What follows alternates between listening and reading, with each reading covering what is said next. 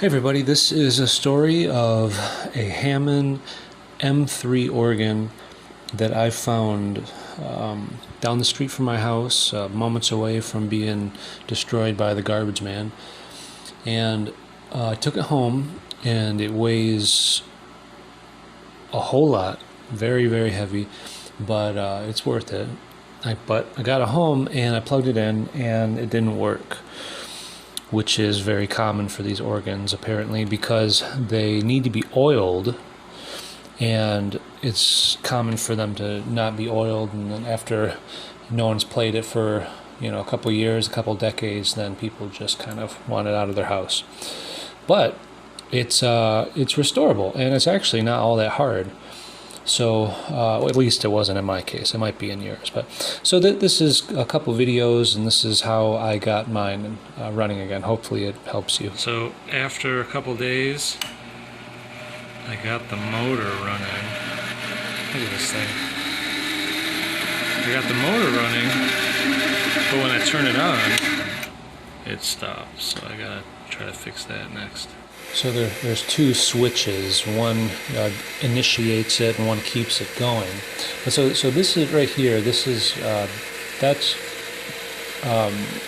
this is the tone generator inside the organ. I have it propped up here so you can see these spinning wheels underneath, and these are what creates the sound, the tone of each key. And so you want them to spin, but like I mentioned, when they don't get oiled, they get seized, like this one here. Maybe you can tell that this one isn't spinning compared to the other ones.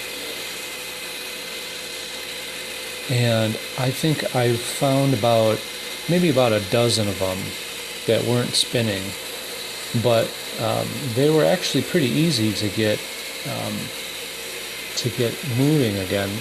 You just have to get in there with some WD-40. You can see it dripping off the wheel right there. And after you spray where the wheel makes contact with the sides of these rails, you can just kind of slowly work it, and just after about a minute, it gets going again, just like that. And I had to do that for about a dozen of these wheels.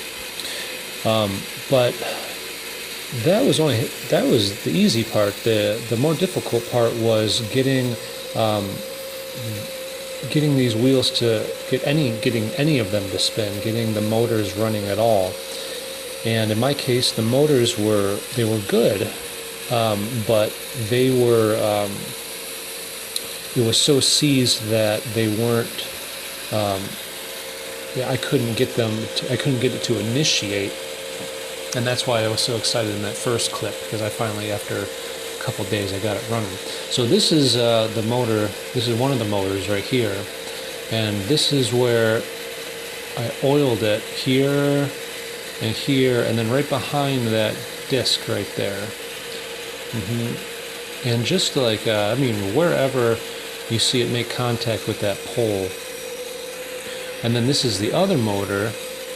This is the start motor on this side. This is when you start it, you have to hold the switch to get it going, which initiates this little motor over here, which is actually the bigger motor, I believe, the heavier motor. I could be wrong. But this is where I oiled it here and here and here, and there's that little pin there that you can kind of press in, and it's supposed to kind of adjust left and right, and that'll kind of get the oil moving in there. And that was, for me, that was the hardest part, because that was very, very stuck, and that took me quite a while to get moving. But after I got it moving, and I got the